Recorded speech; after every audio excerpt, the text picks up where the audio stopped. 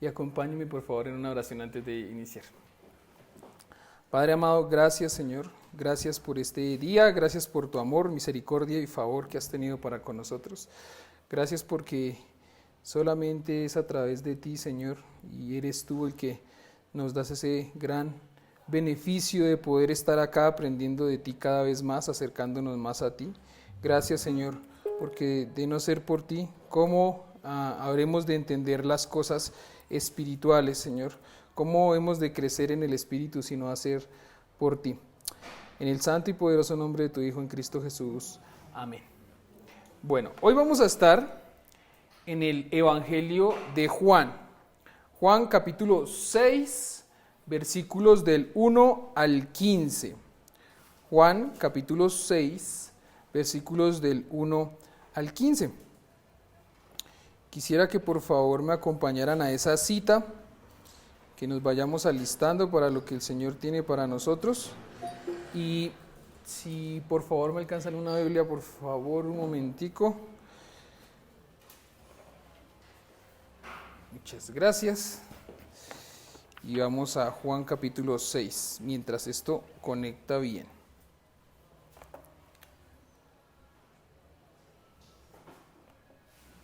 Listo, perfecto, ahora sí ya.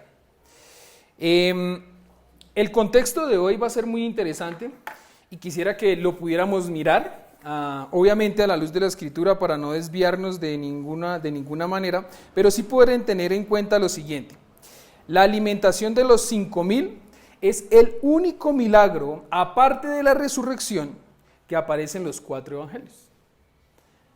Y es muy interesante esto. Ahora, ¿en dónde? En Mateo, para los que tienen apuntes, en Mateo capítulo 14, versículos del 13 al 21, aparece también lo que vamos a mirar hoy. En Marcos capítulo 6, versículos del 30 al 44, también aparece. Y en Lucas capítulo 9, versículos 10 y 17, también aparece. ¿Qué aparece? Lo mismo que está en Juan, que vamos a mirar hoy, Juan capítulo 6, versículos del 1 al 15. ¿Listo? Es eso. Ahora, el número de los alimentados fue mayor a 5,000. Y es algo que tenemos que tener en mente, porque solamente, no solamente se refería a alimentar a hombres. Dice que más o menos habían 5,000 hombres, pero no era una reunión de hombres. Entonces vamos a mirar también que más adelante vamos a darnos cuenta que habían también mujeres y habían también niños, y que aparte de eso no fue que a los más o menos 5,000 se les dio un solo pan y un solo pez, sino que pudieron repetir, y lo vamos a mirar más adelante, porque quedaron saciados. Por lo general, cuando usted invita a alguien, no le dice ya, sino ¿y quiere más? Y logra repetir. Eso va en una muy buena atención, y estamos hablando en una cultura boyacense, en donde por lo general el campesino le dice, ¿quiere otro poquito? Y uno, sí, un poquitico, y le trae otro plato lleno, ¿cierto? Entonces, que lo podamos tener en cuenta en el contexto de nuestra cultura para irnos allá y entender que en este momento el que está sirviendo y atendiendo es ¿quién? Jesucristo. Ahora, esta señal llevó a la gente a quererlo, a querer hacerlo a él rey, y lo quiso hacer como rey a la fuerza y también diferente al plan de Dios, ya que en ese momento lo que el Señor quería era manifestarse como salvador de muchos, no como rey de muchos en ese momento. No quiere decir que Jesucristo no vaya a volver como rey. Va a volver como rey, pero en ese momento no viene a mostrarse como rey, sino a mostrarse como siervo. Ahora, ¿cómo así que como siervo? Marcos capítulo 10, versículo 45. Marcos capítulo 10, versículo 45, en Nueva Versión Internacional, dice lo siguiente: porque ni aun el Hijo del Hombre vino para que le sirvan, sino para servir y para dar su vida en rescate por muchos. Si logramos ver entonces que como muchos querían hacerlo, obligarlo a ser el rey, él mismo se va, y vamos a mirar en la cita que él cuando vio que la gente quería hacerlo rey, dijo, chao, ¿Por qué? Porque no era su propósito en ese momento. No quiere decir que él no sea rey y que él no fuera glorificado como rey, solamente que en ese momento él no quería que pasara eso porque él tenía otro propósito grande. Bueno, teniendo en cuenta todo eso, vamos a mirar que en definitiva Jesucristo sí va a volver como rey. Y lo dice Primera de Timoteo capítulo 6, versículo 15.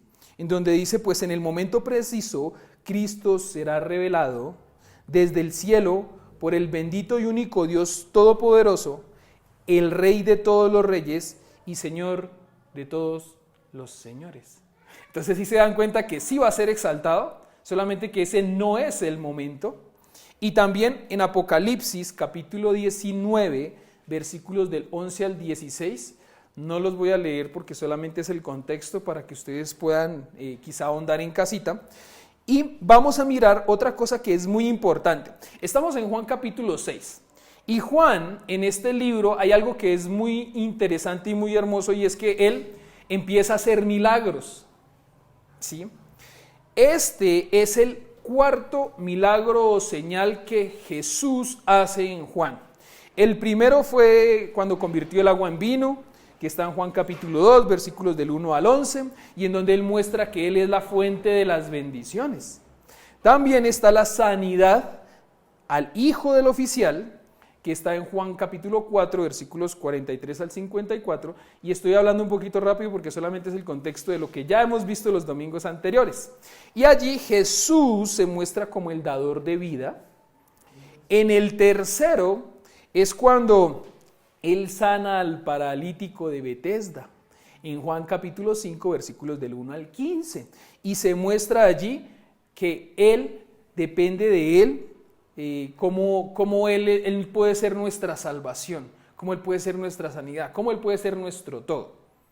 Y hoy vamos a ver el 1, 2, 3, el cuarto, porque son 7, de los que algunos estudiosos hablan de los 7 milagros del Señor en Juan, en el libro de Juan.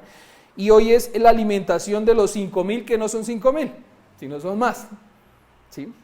En Juan capítulo 6, versículos del 1 al 15, que es lo que vamos a mirar, y también más adelantico, del 25 al 59, esto lo está haciendo el Señor para que nosotros podamos entender que Jesús es el pan de vida y que proviene del cielo.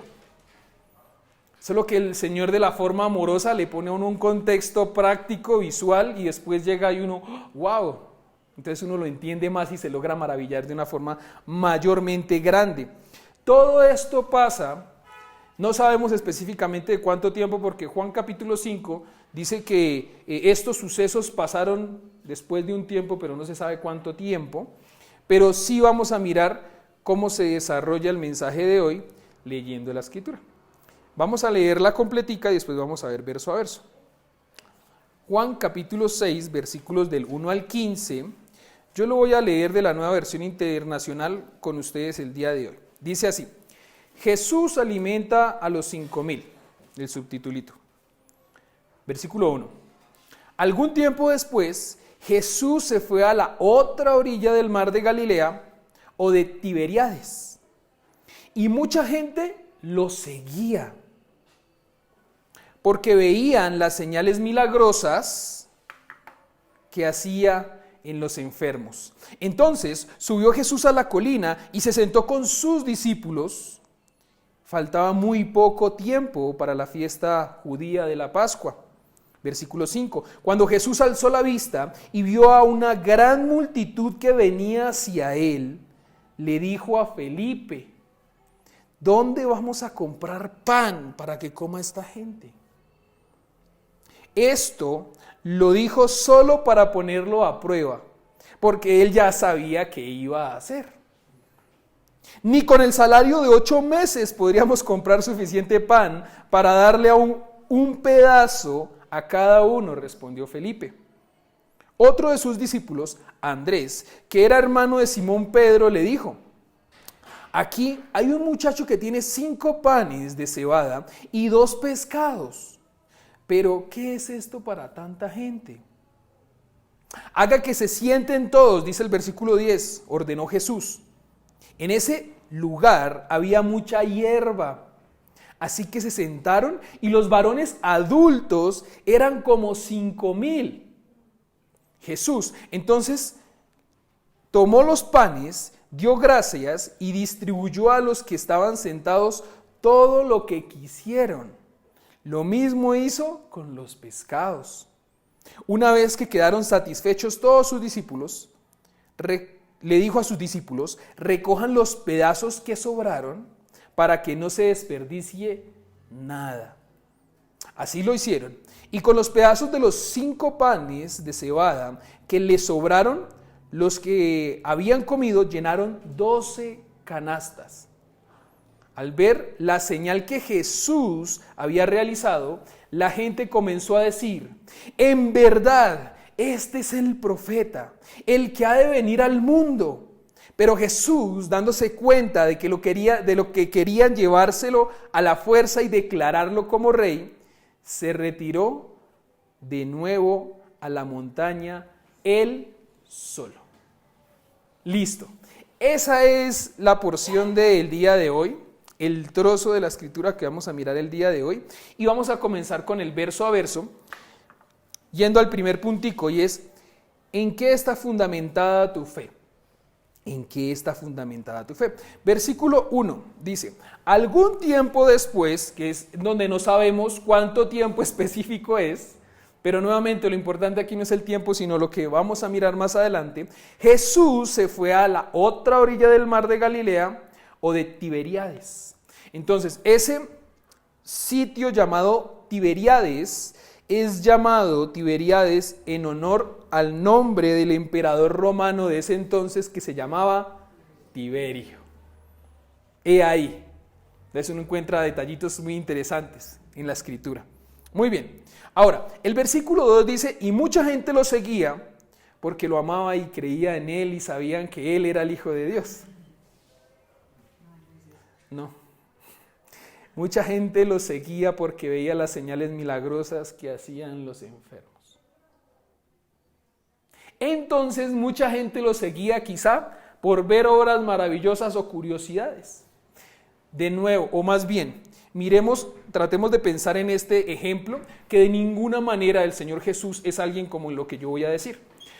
Ustedes han logrado ver, sobre todo en los pueblitos, cuando llega alguien a echar cuentos a la plaza principal del pueblo, ¿qué pasa con el pueblo o con la plaza? Se llena, se aglomera, así sea un culebrero.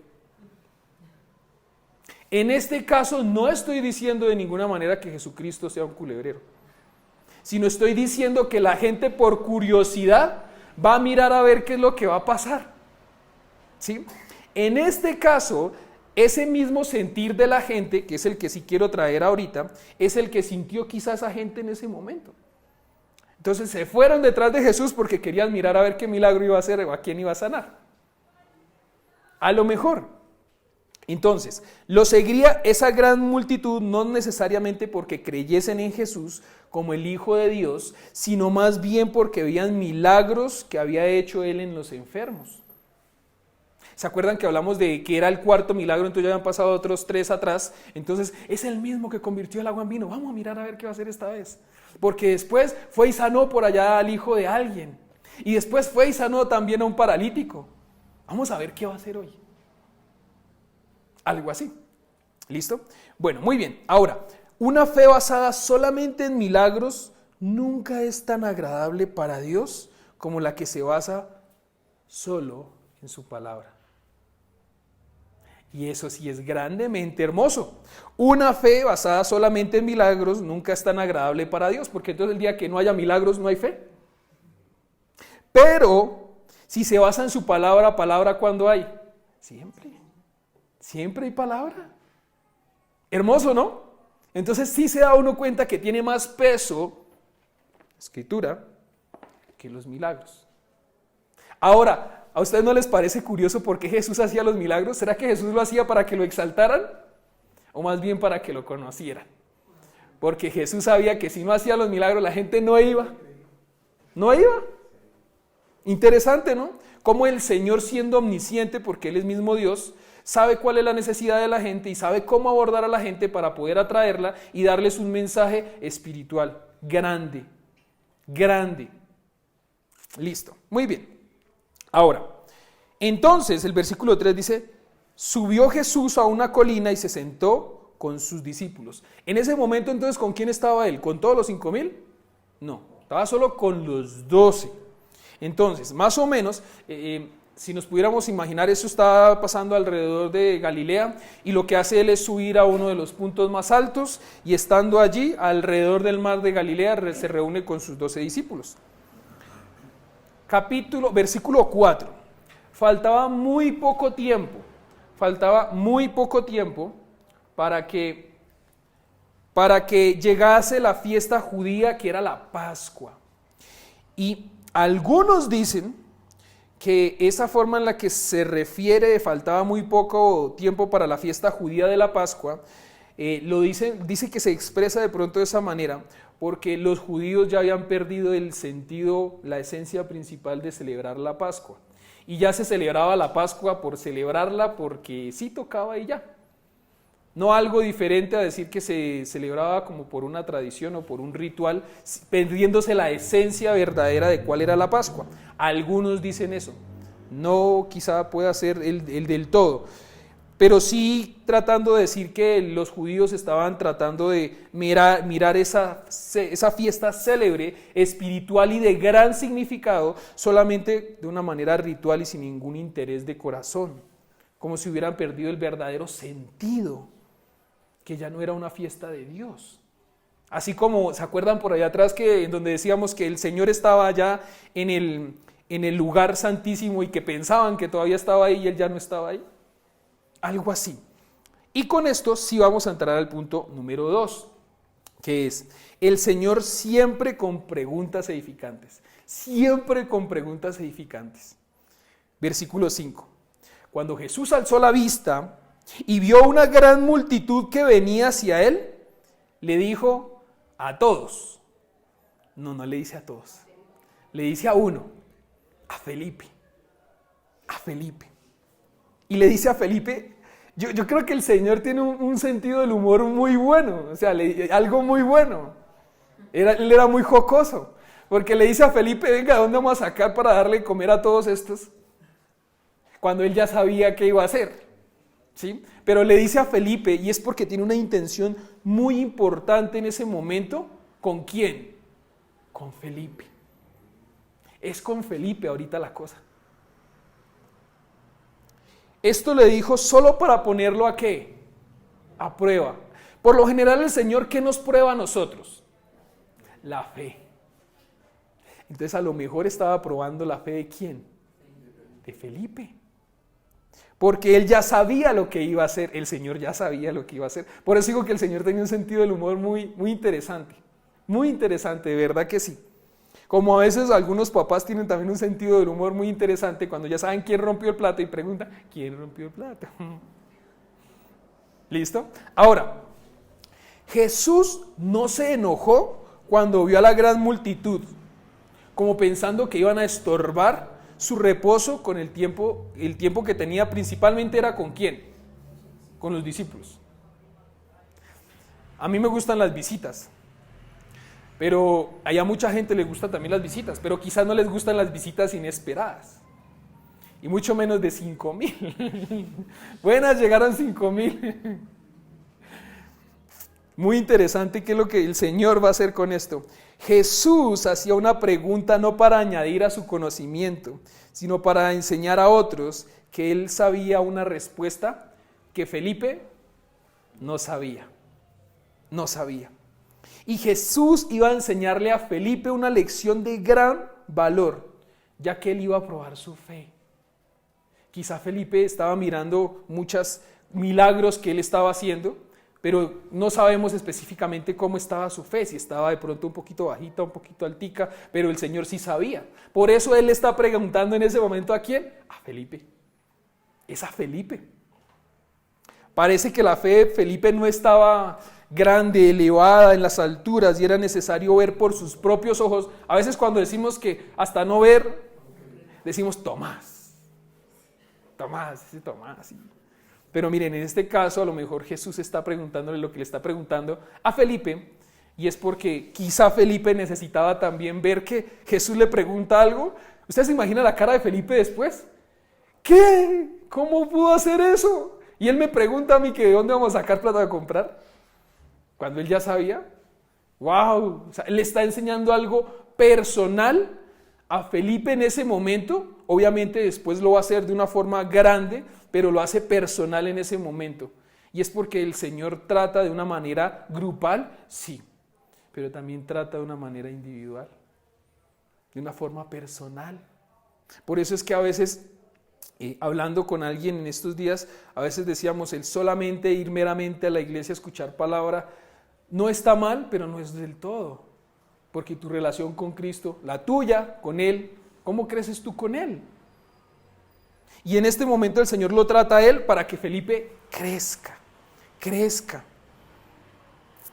Ahora, logramos ver, y Felipe va a mirar cómo esa pregunta se logra materializar y experimentar, y se va a deleitar, y va a ver cómo Dios está obrando.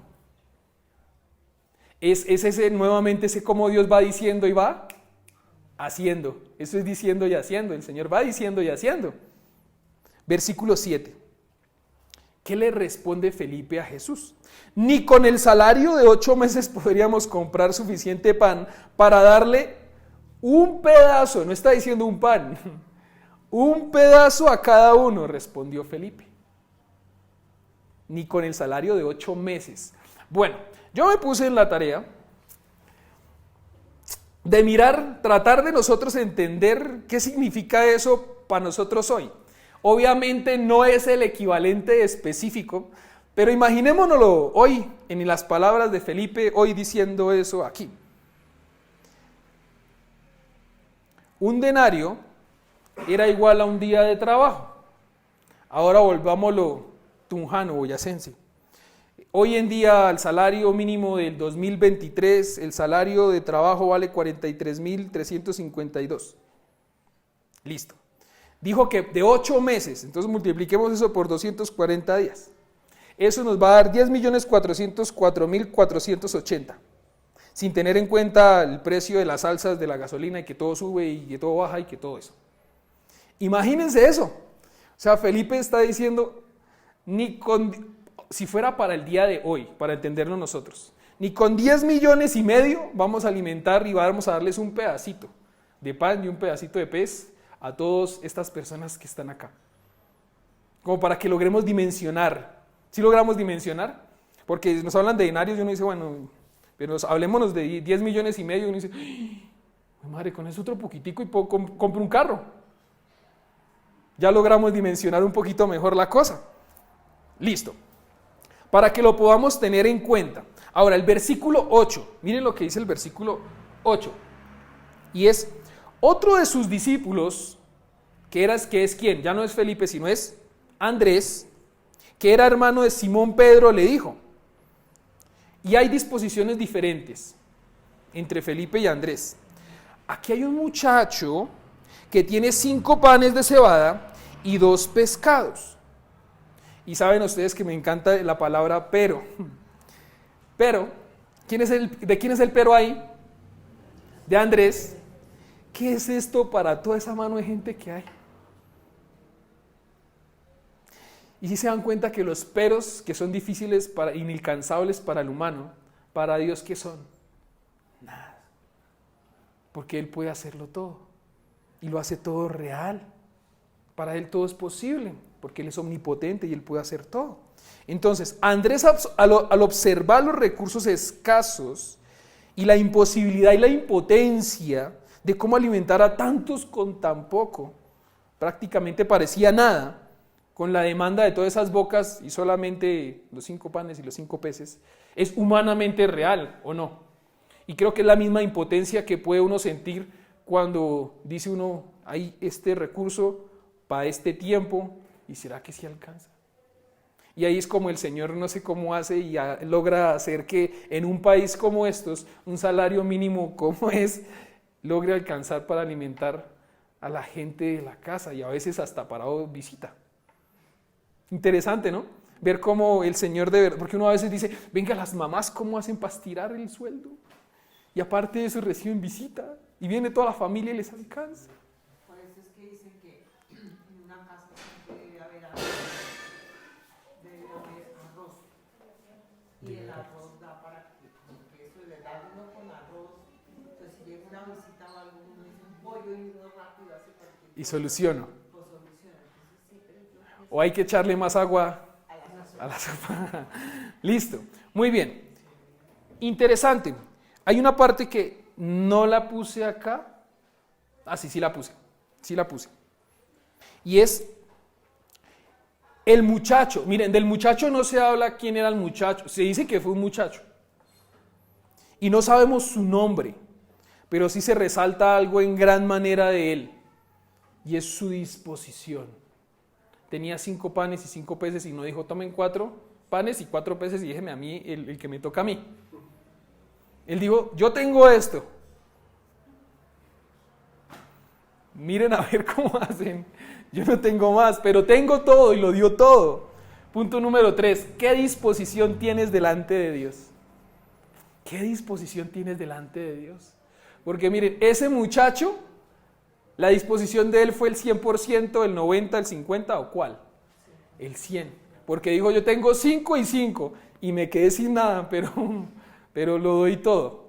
Tuvo la disposición. Entonces ahí es donde nosotros podemos preguntarnos, ¿qué disposición tengo yo delante de Dios? Porque sí, el muchacho pudo haber sentido impotencia, sí. ¿Cómo voy a alimentar? Pues 5 panes y 5 peces para más de 5,000. Yo mejor me los quedo, porque eso no va a hacer nada. Lo mismo que pensó Andrés. Si vieron que atrás dice Andrés, dice, pero ¿qué es esto para tanta gente? Y son esas preguntas retóricas, pues, que uno podría decir, pues, no es nada. Pero para el muchacho lo era todo, y él entregó su todo. Y se lo entregó al Señor para ver qué podía hacer. No tenía mucho, pero lo que tenía lo puso a disposición de Cristo. Y entra algo que miren, me entró tanto para poder uno pensarlo y decir, poco es mucho si Dios está en ello. Poco es mucho si Dios está en ello. Es eso de cuando uno canta de que eres mi todo, de que Dios es mi todo, en la práctica. Poco es mucho si Dios está en ello. Porque Dios, el hecho de que esté Dios, ya es demasiado y ya lo es todo. No necesitaban más. Necesitaban era que el Señor hubiera estado allá y ya. No necesitaban de comida ni de pan. Y sí existió, pero Él tuvo la disposición, lo entregó y entendió. Quizá dijo, esto que es poco mío, si Él, siendo el Hijo de Dios, Dios mismo, va a hacer que sea todo. Y lo materializa el Señor. Es una gran realidad. Este muchacho es resaltado por su bondad en los 4 evangelios. Aparece eso, y ese muchacho, ¿quién? No se sabe. Y hasta para mí es hermoso que no se sepa. Porque la gloria es para el muchacho. No, es para el Señor. Es para el Señor. Pero Él sí tiene una disponibilidad. Y es muy hermoso, para mí es muy, muy hermoso cómo el Señor le guarda a uno el corazón. Porque si hubiera aparecido un hombre, es capaz de que la humanidad dice, sí, ve, y usted no es como el tal persona que sí dio sus 5 panes y 5 peces. Y puede uno comparar a esa persona con otra. Cuando es que a la realidad nosotros si vamos a comparar es con quién. Comparémonos con Cristo. Lo que pasa es que cuando nos comparamos con Cristo siempre salimos perdiendo nosotros. ¿Sí? Bueno, muy bien. Ahora, ¿qué tanta disposición, poca o mucha, tienes para con Cristo? Es la pregunta que quiero que tengamos ahí en remojo nosotros. Y nuevamente, poco es mucho si Dios está en ello. Viendo esto, pasamos al punto número 4. Y es, haz lo que puedas. Yo haré lo que pueda y el Señor hará todo lo que no podamos hacer nosotros. Hay una parte que tengo que hacer yo. Pues lo que humanamente yo pueda. ¿Pero tengo que hacer algo yo? Sí, lo que yo pueda hacer. Y lo que yo no pueda hacer, dejémoselo a quién, a Dios. Que Él sí puede. Y es lo que pasó. El muchacho, bueno, yo hago lo que puedo. 5 panes y 5 peces. Y él tiene esa oportunidad de ver cómo el Señor va a hacer lo que nadie más pudo hacer, que fue multiplicar esos panes y multiplicar esos peces. De una manera muy hermosa. Versículo 10. Hagan que se sienten todos. ¿Quién está diciendo eso? Jesús mismo. Y de verdad que es emocionante uno decir, ¿qué? 5 panes y 5 peces y voy a sentar a toda esta mano de gente para darles de comer que de ascamita. No, ni eso. Ordenó Jesús. En ese lugar había mucha hierba. Así que se sentaron y los varones adultos eran como 5,000. Ahora, ¿ves? Es muy importante esto. Al hacer que Jesús les dijera recuéstense o siéntense, ¿no creen que Él está proveyendo para el bienestar de ellos? Y también para la seguridad de los atendidos y de los saciados. Los está haciendo sentar en el pasto. ¿Ustedes se han sentado en el pasto a veces a comer? Rico, ¿no? Se sienta uno en el pasto y es chévere. Diferente a uno sentarse en un andén a comer. ¿Sí? Pues miremos lo que dice Mateo, capítulo 14, versículos de 13 al 21. Porque el lugar en donde estaba Jesús en ese momento era muy importante. ¿Ustedes creen que era un lugar bonito, cerquita, o cómo era? Mateo capítulo 14, versículos de 3 al 21, sobre todo el 13, dice lo siguiente. Al oírlo, Jesús se apartó de allí en una barca a un lugar desierto y apartado. ¿Cómo era el lugar? Desierto y apartado. Entonces, ya estando todos allá, ni modo de decirle devuélvanse todos porque estaban re lejos. Y también era un lugar desértico. Y también era un lugar con hierba. Muy interesante. Un lugar apartado, desértico y que tenía hierba. ¿No les parecen cómo es de hospitalario y hermoso Jesús? Si era desértico, sí. Si era lejos, sí. Pero tenía hierba para que se sentaran. Muy, muy interesante. ¿Cómo vemos que la provisión en alimento no fueron solamente 5,000 panes y 5,000 peces? Veamos que Él escogió un lugar donde había mucha hierba y no era usual encontrar un lugar así en aquella zona, pero el Señor tuvo el cuidado de que pudieran comer en un lugar limpio y agradable. Cuando el Señor, uno escucha que dice que es proveedor, mucha gente dice, sí, Él es proveedor, pero Él está proveyendo ahorita otra cosa también. No solamente alimento, sino también comodidad y sino también un sitio agradable para que comieran todos. El mejor picnic que hubo en la historia. 5,000, más de 5,000 sentados a la hierba, comiendo de un milagro grandísimo que apareció y con mucha gente que sirvió. Con una parte muy importante, Jesús sirvió con ellos. Y lo vamos a mirar ahora. Mateo capítulo 14 dice lo siguiente. Mateo capítulo 14 dice lo siguiente, el versículo 21. Los que comieron eran como 5,000 hombres, sin contar a las mujeres y a los niños. Por lo general, ¿qué hay más en una población? Mujeres. Y también hay niños. Entonces, si nos pusiéramos, si hubieran hecho un censo, hubiera salido un número gigante. O sea que los 10 millones de pesos que dijimos por ahí atrás no hubieran alcanzado tampoco. Es muy relevante poder mirar cómo el Señor va haciendo lo que va haciendo. Versículo 11. Entonces Jesús, yo tengo aquí otro versículo. Eso era para hablar del lugar desértico y apartado. Pero es muy importante mirar también el 11 en donde dice Jesús tomó los panes y dio gracias y los distribuyó a los que estaban sentados todo lo que quisieron. Lo mismo hizo con los pescados. ¿Qué es lo primero entonces que hace Jesús con esos panes y esos peces?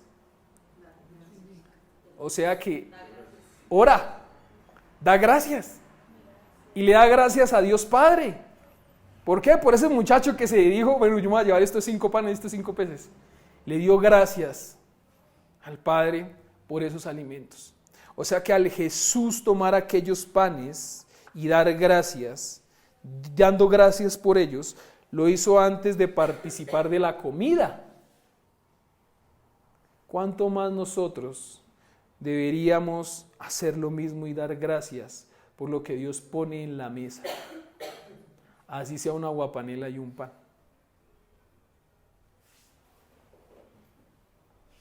Esto lo hace el Señor, mire, casi todo lo que Dios hace en la persona de Jesús, lo hace para que nosotros aprendamos.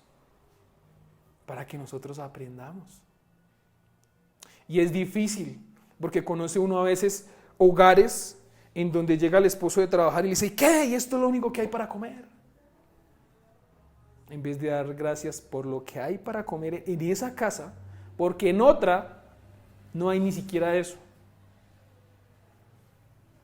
Entonces el Señor nos muestra y nos da una gran lección de cómo nosotros debemos bendecir lo que el Señor nos provea. También veamos que en ese versículo 11, cómo quedan las personas satisfechas, saciadas, o sea que comieron cuanto quisieron, dice ahí. ¿Sí se dan cuenta que no fue un tricitico? Ellos comieron lo que quisieron, de pan y de pescado. No fue solamente, mire, a veces pasa eso, uno dice, venga, repartamos y quedó arroz, ¿alguien quiere más arroz? ¿Sí? Pero uno no dice, ¿quién quiere repetir carne? Porque no alcanzó la carne para repetir. En este caso, él sí está diciendo, ¿quieren repetir pan? ¿Quieren repetir pescado? Repitan. Una gran lección aquí hay. El Señor movilizó el servicio de otros y nos da el ánimo de servir juntos a su lado. Porque miren el versículo 11, ¿qué es lo que dice? Y de verdad que me encanta, porque dice, entonces Jesús tomó los panes y dio gracias y distribuyó a los que estaban sentados. O sea que ¿quién sirvió en ese momento las mesas? Sin mesas. Los picnic. Él mismo fue. De otro dice, tráiganme eso que yo voy a hacer algo aquí. Que nadie mire. ¿Listo? Y los 12 háganme sombrita, que nadie mire. No, él empieza a servir y hay algo muy importante acá. No sabemos específicamente en qué momento específico es donde se multiplican los panes y los peces. No sabemos. Lo que sí se puede ver es que mientras Jesús iba sirviendo, los discípulos iban también sirviendo junto con él. Entonces hay una gran lección y es que Jesús en ese momento está sirviendo junto con ellos. No está diciendo yo soy el chef o yo soy el que va a solucionar el problema, sino está diciendo venga, yo voy de una vez a la gente a repartir y servir junto con los discípulos. Hay una frase de este hombre que la podemos ver allí en pantalla, se llama Griffin Thomas, y dice: el mundo está pereciendo hoy, los impotentes discípulos, el perfecto Salvador. Este milagro involucró un verdadero acto de creación.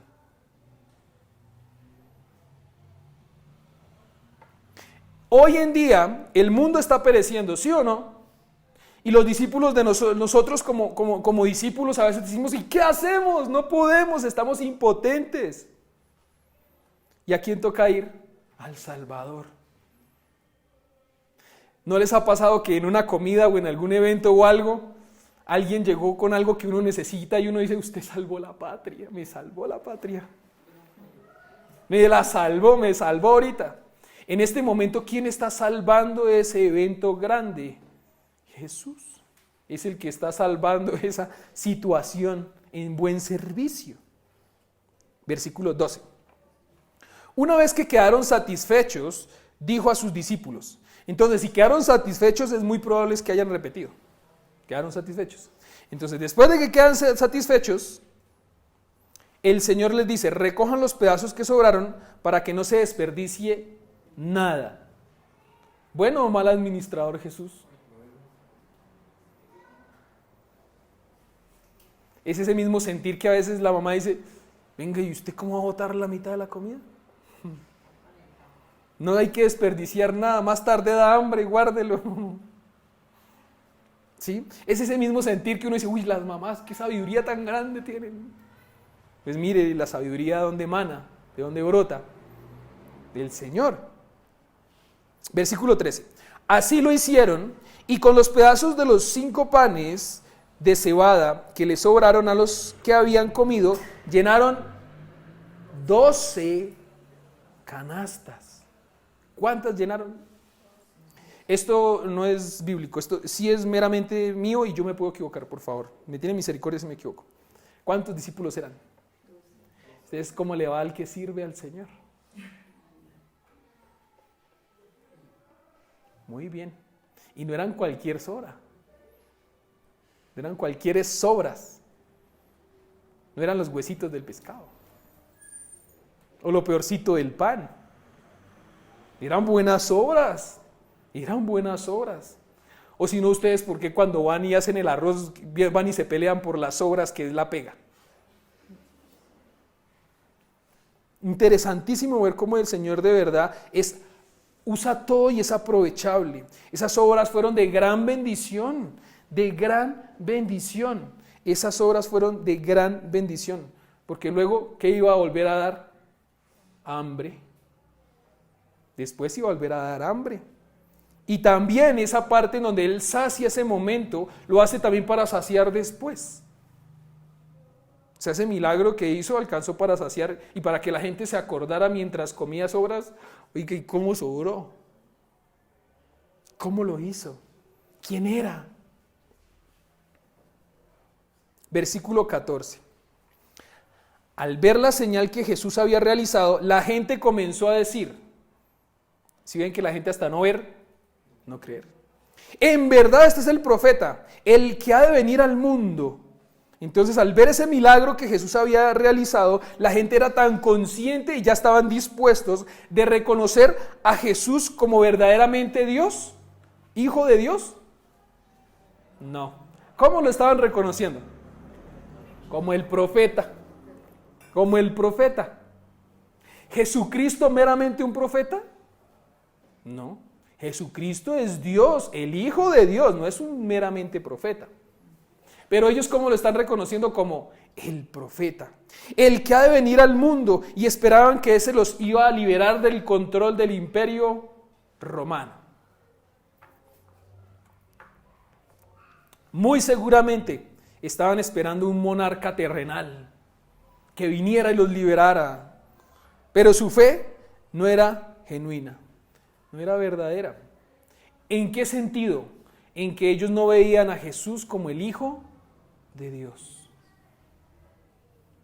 No estaban dispuestos a admitir que Jesús era el Hijo de Dios ni confesar sus pecados y aceptarlo como Salvador. Y ese era el propósito que Jesús tenía. Versículo 15. Pero Jesús, dándose cuenta de que querían llevárselo a la fuerza y declararlo rey, se retiró de nuevo a la montaña, él solo. Se fue solito. Y a los otros 12 pues los dejó, después lo alcanzaron, pero se fue solito. ¿No les parece cómo es Jesús? De verdad que Jesús para muchos es polémico, pero es muy interesante cómo oraba y cómo actuaba Jesús en todo. Jesús, como resultado de eso y que la gente lo quería hacer rey, él realmente, lo hermoso que él tenía era que él quería que ellos creyeran, no que lo exaltaran en ese momento, que fue lo que hablamos en el contexto, ¿se acuerdan? Miren lo que pasa acá. Pero ni siquiera Jesús, teniendo toda la razón de ser exaltado, lo hizo. Ni siquiera Jesús, teniendo toda la razón de que dijeran, uy, qué grandioso, ¿cómo hizo Jesús? Que lo hubieran exaltado, él no quería ser exaltado. Jesucristo sabía que venido al mundo, ¿para qué? ¿Para que lo exaltaran? ¿Se acuerdan que atrás dijimos que Jesucristo había venido a qué? a servir, no a que lo sirvieran. Listo. Entonces Jesucristo sabía que había venido al mundo a morir en una cruz, y ese es el acto de servicio más grande que hay. Como sustituto de tus pecados y de los míos. Y no iba a hacer nada, o más bien, no permitiría que alguna cosa interfiriera con ese objetivo, que era ir a la cruz. Humanamente alguien hubiera dicho, claro, que me ensalten, que me ensalcen. Como usualmente pasa a veces en las películas. Ustedes ven a alguien, una isla desolada, ¿no? Y llega alguien allá y todos los habitantes lo quieren exaltar. Sí. O ese es el Dios, o ese es algo, y lo exaltan. De eso hay hartas películas por ahí rondando. Pero en este momento Jesús no quiere eso. ¿Por qué? Porque su propósito es diferente. Y porque Él no es solamente humano. Si nos acuerdan que por allá decíamos que era 100% humano y 100% Dios. Entonces su propósito era grande. Jesucristo no iba a ascender al trono hasta que no hubiese descendido primero al altar de sacrificio. Él tenía que sufrir derramando su sangre y morir antes de ser exaltado. Él tenía que morir antes de ser exaltado. ¿Por qué va a ser exaltado? Sí. Lo miramos allá en las citas de 1 Timoteo y también en Apocalipsis capítulo 19 para que lo puedan leer. Que es en donde va a ser exaltado cuando Él venga por segunda vez. Allá no va a venir como siervo, sino va a venir como Rey de reyes y Señor de señores. Esta frase de Bernardo Meyer me gustó muchísimo. Jesucristo siempre se ocultaba cuando querían hacerlo rey y se presentaba cuando querían crucificarlo. Porque la esencia de Él era servir y su servicio era ir a la cruz.